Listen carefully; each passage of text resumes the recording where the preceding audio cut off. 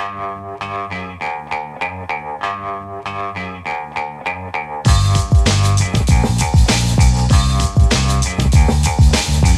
the Brian Lehrer Show on WNYC. Good morning again, everyone. I'm Bridget Bergen, sitting in for Brian today, as we continue to recognize the 250th anniversary of the adoption of the Declaration of Independence. We'll turn our attention to New York's role in the American Revolution. While it may be overshadowed by Boston, Philadelphia, and Virginia in the popular imagination, New York was occupied by the British for most of the war. It was also the site of the largest battle of the Revolution, and it was home to a staggering mix of loyalists, patriots, enslaved people, indigenous nations, and recent immigrants, all trying to figure out which way the war was going to break. So what about the role of New York during the Revolution? We'll talk to two historians now about a new book that asks different versions of that question. The book is called Fire and Freedom: The American Revolution in New York. My guests are Thomas Wearmouth, who edited the book and who wrote its introduction. He's co-founder and director of the Hudson River Valley Institute and chair of the Hudson River Valley History at Marist University. And Iris de Rode, a Dutch historian who specializes in the American Revolution and the French-American Alliance. And she contributed a chapter to the book about that French-American Alliance. I want to welcome you both to the show. Well, Bridget, thank you very much for having us. Thank you very much. And listeners, this is your history too. Do you have a piece of New York Revolutionary War history you'd like to share? Do you have a story passed down in your family about the Revolution in New York? Maybe you visited a Revolutionary War site in the city or on Long Island or the Hudson Valley that changed how you thought about this history. You can call in with a question for our guests. The number is 212-433-WNYC. That's 212-433-9692. You can call or text. Professor Wearmouth, what made you want to put this particular collection together right now? Well, Bridget, partly it has to do with, of course, it's the 250th anniversary of the American Revolution, the Declaration of Independence, the semi-quincentennial. However, really, it had a lot to do with the reasons you just gave right up front in terms of the importance of New York to the Revolution and the revolutionary process. You know, a couple of years ago, I'm on the editorial board of New York History, the journal. But I met with the co-editors, Jennifer Lamack, Devin Lander, and we were talking about, we knew the 250th was coming. We knew there were going to be public reenactments and, various like July 4th birthday parties and things, but we wanted to make sure that there was a scholarly contribution as well. So people down the road and years from now could look back and see what the revolution was about, as it was understood in 2026. So that's when we started the process. We knew it was going to take a little bit of time. Again, that was about 3 years ago. We sent out a call for papers on New York and the Revolution. We probably got about 40 to 50 from historians of New York and the Revolution. That got winnowed down over time. And finally, about 20 finished papers came in, and we had a group of 30 historians in New York review them. We had limited space, and so we had to go with the 7 best, and that's what we have here. But there were many others that we left on the table. Go ahead. But I'm sorry. In some, though, the other thing we wanted to do was not only to make sure that there was a book available, and by the way, it took 3 years. It's only been out for about 2.5, 3 weeks. Sure. For the book to be produced. We wanted to make sure for the kind of what you alluded to in your introduction, that New York got its appropriate recognition and attention for its role in the American Revolution. We know that it began in New England, right? We know about the shot heard around the world and the Tea Party and Paul Revere's ride and so forth, and all that's very true. We know it ended in Virginia, or at least the big battles did, and Dr. de Rode is an expert in that at Yorktown. But in between, from 1776 to about 1779, 1780, the New York was the major battlefield. New York City, the Hudson Valley, these were the things that the British wanted, and that's what George Washington wanted to protect. So that was the other thing we wanted to make sure came across in these essays. So, Dr. Wearmouth, take us sort of into how you set the context for this book. Before it was New York, it was New Amsterdam. And before that, it was the home to the Lenape and other indigenous nations. How far back do the essays go to set the stage for the revolution? It started about the mid 18th century. So, a decade or so before what we would understand to be the revolution, the political and military revolution. But in terms of New York, it's a good point because New York is another reason that it is significant. It's different from just about all of the other 13 colonies that fight for independence. New York is the only one of the 13 colonies that was not settled by the English. And back in the 70s with New Netherland and for New Amsterdam. For the half of the 17th century. And that Dutch influence continued well beyond the 18th century into the American Revolution itself. So you had this large population of non-English people that were involved in this process. But other things, too, that were really kind of important about it were, as you just pointed out, the native peoples. In the Hudson Valley, the New York area would be the Wappinger, the Lenape, and so forth. But just to the west are the Haudenosaunee, the Iroquois, the people of the Long House. And these folks, there's differences, major differences there. Many of the Lenape and Wappinger had kind of assimilated in certain ways to Hudson Valley society, the white and black society. However, the Iroquois stayed very solid as an important political and military force just west of the Catskills and in the Mohawk Valley. So you had that aspect which separated New York. You didn't have that in really any, and that's why you have some of the major battles that are between native First Peoples, the Iroquois in particular, and the Continental Army, because that's, again, New York is the key, and those populations were there. But there's a couple of other things, too. I'll just quickly point out, don't want to take too much time on this, is that New York was unique for other reasons, though, too. It was unique because of its landholding system. It had a whole series of manors up and down the Hudson in which they were almost feudal lords that were in place. If you take the train up Amtrak or, Metro North, you'll see Cortlandt Manor and Livingston and so forth, and Phillipsburg. These were feudal estates with thousands of tenants. And as you mentioned, it was a place where slavery was very prominent. New York was considered the largest slave society north of the Chesapeake. It was different from the Deep South, perhaps, where they had the big plantations and so forth, but it was more than 10% of the New York population, both in the city and in the colony itself, were enslaved people of African descent. And that had an important impact in terms of the war effort as well. Sure. Dr. de Rode, you're a Dutch historian writing about the American Revolution.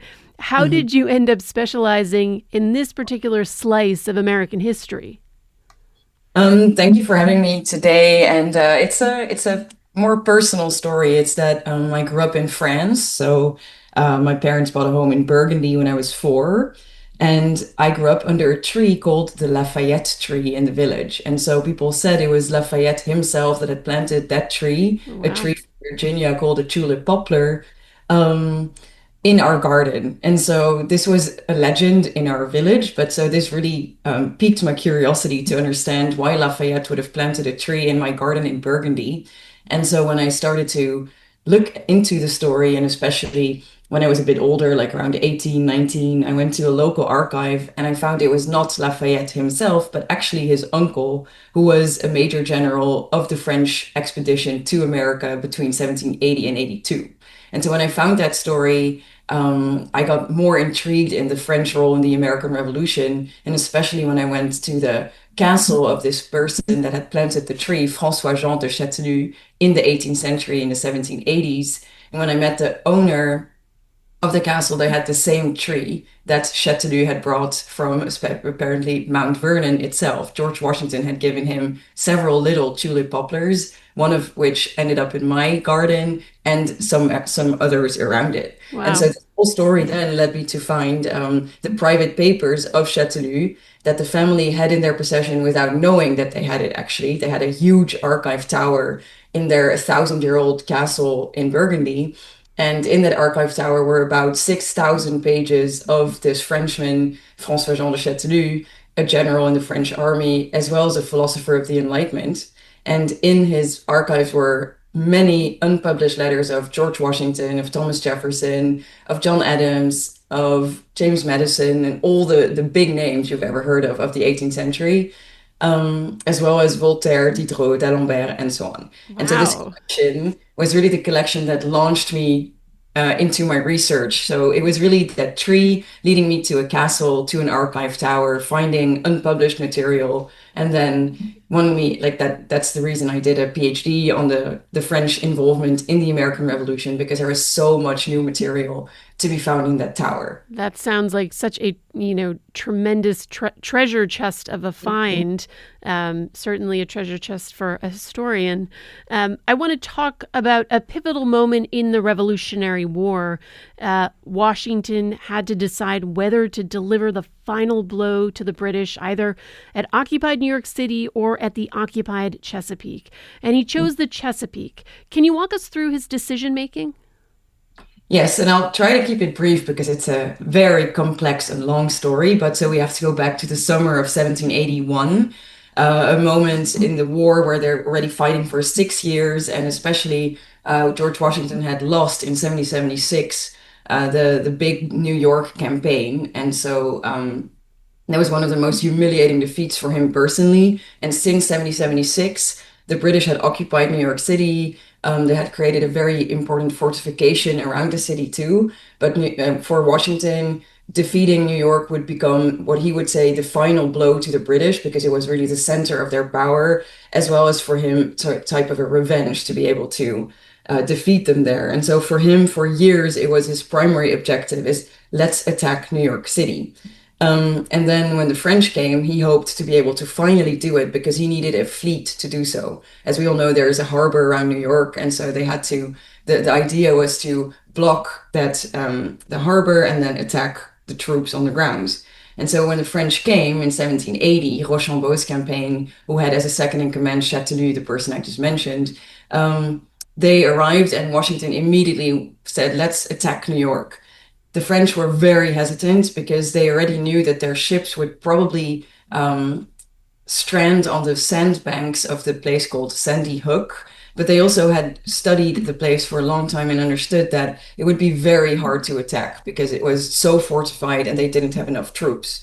And so from the beginning of the French-American cooperation, starting in 1780, already in the autumn of 1780, when Washington and Rochambeau started to really strategize on how to attack New York, it became quite obvious for both, also for Washington, that they needed more troops and more ships and a new idea for that. And so for about a year, they waited for new troops and especially a fleet, because the French king sent another fleet and especially more troops. But then the main question became in summer 1781. So the debates had been going on for a year. Do we attack New York or not? And then as soon as the decision had to be taken in the summer of 1781, the French were not convinced. Washington was hesitant already, but so it was really one of these big questions. If we attack New York, how can we do it? And what are the alternatives? The alternative was in the south, but they didn't really know where yet because they didn't know where Cornwallis and the British Army was. So this was a very complex and complicated decision-making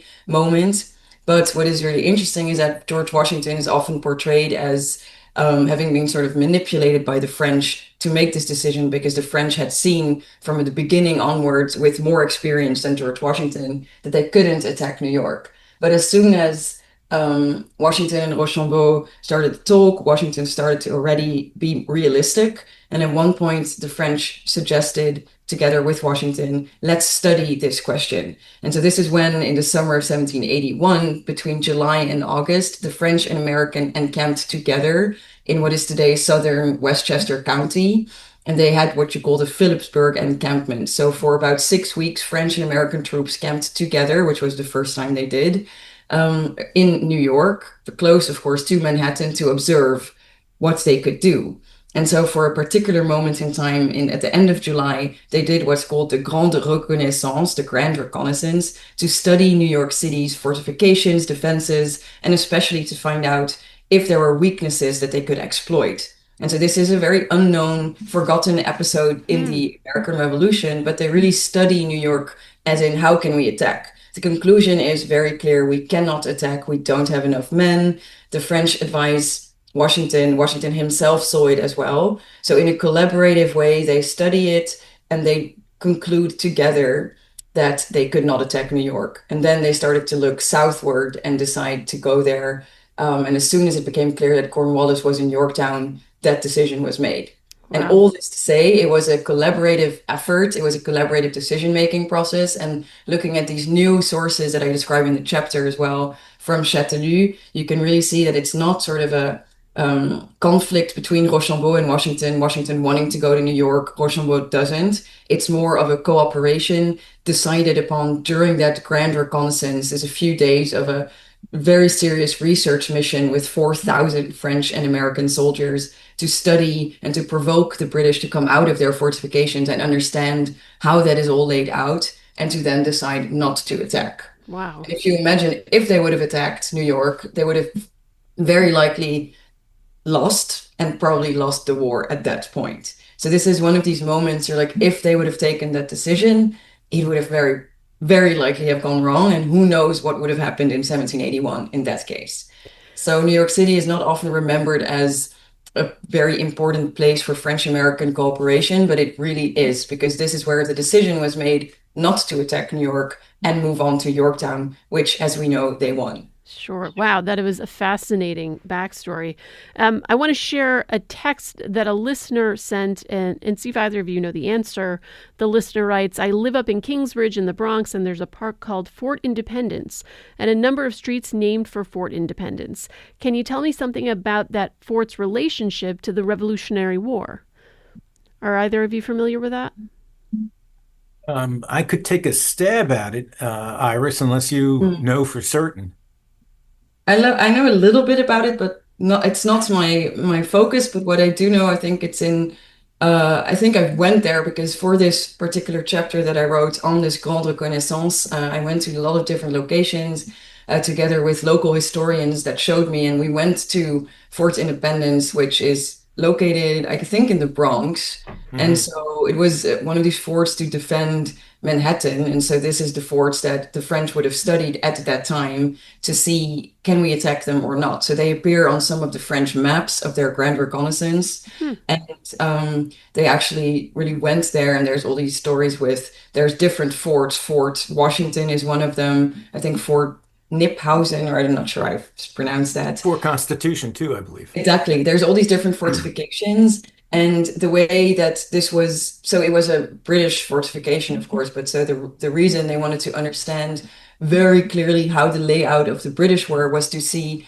can we attack them? And so one of the main documents that I used for this chapter that is also, there's an illustration of, is a report of Châteauneuf of the Grand Reconnaissance, where he studies these different fortifications and describes that they would need a simultaneous attacks on 5 different fronts, including with the Navy, and that doing that all at the same time was virtually impossible. And so he calls it the most an impossible fort to attack. So all these different fortifications are part of that story. Wow. Dr. Weymouth, I want to touch on some of the other chapters in the book. The first chapter, Sure. as I understand it, argues that pre-Revolutionary War New York really offered a model for establishing the structure of local governments. Do I have that right? And can you say a little bit more about that? Yes, in the sense of that there's, people forget that that's a big transition that's taking place during the Revolution. The entire governmental system that was in place was one that reported back to England, ultimately to the Parliament and the King. You had only a small part of the population in New York actually had the franchise. Remember, it's just white men that own a certain amount of property. So that's already limited. But that became during the transition to a independent state. It now had a very different relationship to the local population and to even other states. Each state had to go through this in various ways, but New York's way was ultimately during this time of war. They put forward a series of regulations to try to control behavior and put them into make sure people weren't price gouging, weren't hoarding, and things along those lines, and put those into place in such a way that they would routinize them and form them as a structure for future town government. And that was done right across the board. The New York Provincial Congress called for that in 1778. Hmm. So they were ahead of all the other states in that as well. You also argue that Long Island's role in the Revolution has been overlooked. What's the story there that more people should know? Yeah, Chris Minty has written that piece, and he has a larger book on loyalists more generally. Well, Long Island, first of all, that's the first major battle that happens as part of the battle for New York when the British are invading New York and Washington is trying to protect it. The Battle of Long Island, also the Battle of Brooklyn, as it's called, a major defeat for Washington, but he did move his army along. But Long Island is much like Manhattan. It's one of the few places that is under the control of the British for the entire war. The British take it in 1776 and they keep it right through the early 1780s. And what always seemed to reveal itself in Long Island is always this belief that it was a very strong loyalist stronghold, that there were a lot of Tories, people loyal to the crown. And the Minty, by looking at the records of what was going on in Long Island, finds that in fact many Long Islanders did sign the oath of allegiance to the British government, which was expected, and they had previously signed the Continental Association, which showed some support for the revolutionary cause. So you're finding the same names on two diametrically different documents. But it really has a lot to do with the fact that the British were there. They were one of the few places that they're able to actually make people sign things. They were showing up at the front doors of folks. Well, that wasn't happening by and large in Kingston or Poughkeepsie or other parts of, the Hudson Valley. So Long Island has that peculiar aspect to it, but also it was central to the Culper spy ring. And folks used that opportunity, being again both a loyalist when the time was appropriate to be a loyalist, or a revolutionary when the time was appropriate. It does reveal a bigger picture, though, too, about loyalism. And you mentioned that in the introduction, in fact, probably 20 to 25% of the population of New York are loyalist Tories, loyal to the Mm. king and the crown. Often in movies and things, they're portrayed kind of sinisterly, if that's a word, in a sinister fashion. And in fact, these folks considered themselves, understandably, the most loyal and conservative. They didn't see any reason to break away. So loyalism was very popular in different parts of New York. Other parts, it was far less so. But Long Island kind of stands out in that way. But it also just kind of reveals this whole other larger segment. As Iris was just talking about the French and the British and the Americans and how those groups are coming together, the Loyalist brigades, ultimately, by the end of the war, there are almost as many soldiers, American-born soldiers, fighting in the Loyalist brigades as there are British soldiers that are fighting. So it reveals the degree to which it's really a civil war, too. It is American against American. Well, and you started to touch on this already, but there's a lot of revealing history in the book about the role of slavery here in New York. Oh, yeah. Historian Lucian Holness contributed a chapter on the struggle for emancipation in New York. Setting up that chapter, what was the actual, extent of slavery in New York ahead of the revolution, and what does this chapter really reveal about how the revolution intersected with slavery in the state? Yeah, slavery was an important part, again, of New York's economy. That's the reason they had it. They had it because it increased the wealth of those in power, of the regular households. It was not uncommon for an enslaved person of African descent to be living on one of the farms in the Hudson Valley. Unlike, let's say, the plantation South, which had those big estates, it was much more common for one or two enslaved person to be living in the home of their enslavers, often sleeping in the cellars or the attics and doing lots of different types of work. So, very different type of still slavery, still chattel bondage, but very different from what you would have in the South. But in New York, it was still very prominent. Again, Hmm. roughly 10% of the population were enslaved. That's almost double anything you would find in New England or Pennsylvania at this time. Of course, Pennsylvania, founded by Quakers, have a different history with slavery. Now, during the war, the chaos of war, and since New York's Hudson Valley is really one of the major battlegrounds again, from 1776 again through 1779, 1780, regular warfare is taking place there. Many enslaved people used the chaos of war to escape.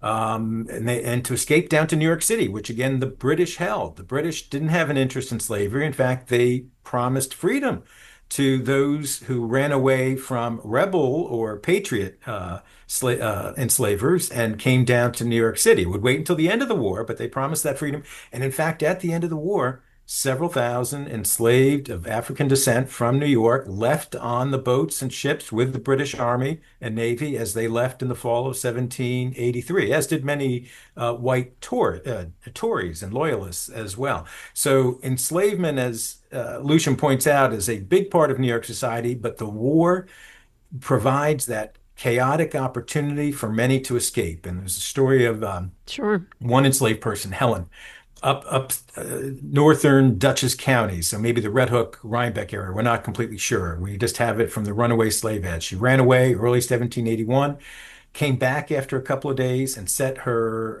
enslaver's house on fire. Wow. Then fled again down to New York City. We don't know what happened after that, but she was headed there because, again, freedom was promised. And that something that Lucian Holness is revealing is a degree to which African Americans, enslaved people of African descent, took their matters into their own hands. They realized they couldn't depend on others around them. Sure. And so the number of runaways increases dramatically. So clearly so much more to dig into in this book. But in our last minute, I was wondering if each of you could give us a last word on the place of New York and the founding of the United States of America. And we'll start with you, Dr. DeRode. Well, maybe just coming back to the topic I was discussing for the French-American alliance, it's never associated to New York, but if you look at the importance of New York in their debates and in their strategy, it became a crucial place where they made the best decision they could have made, which is not attacking it, but going further, which made them win the war together, which made the British surrender and then accept American independence. So it is, in a way, the birthplace of American independence because of that decision. And you, Dr. Weymouth? I would say that it's what New York and the Revolution revealed itself in terms of the foundation of the U.S. is that it was already revealing itself as a major commercial entrepot. It's on the cusp of being, the empire state, which it at that time was not. And the extent to which both the Hudson and the Manhattan Island, the city, were able to pick up commerce dramatically following the Revolutionary War, which is going to lead to the Erie Canal in the early 19th century. I think what happens in New York is the fuel for that, and and why it's probably a little bit more appropriate sometimes to view the revolutionary period as a little earlier and lasting a little longer. The political wartime was in the 1770s and 80s, but Sure. A lot of the economic outcomes go into the early 19th century. The book is called Fire and Freedom, The American Revolution in New York, and my guests have been Thomas Wearmouth, who edited the book and wrote its introduction. He's co-founder and director of the Hudson River Valley Institute and chair of the Hudson River Valley History at Marist University, and Iris DeRode, a Dutch historian who specializes in the American Revolution and the French-American Alliance. Thank you both so much for joining me, and have a great 4th of July. You too. Thank you very much. You too. Thank you so much.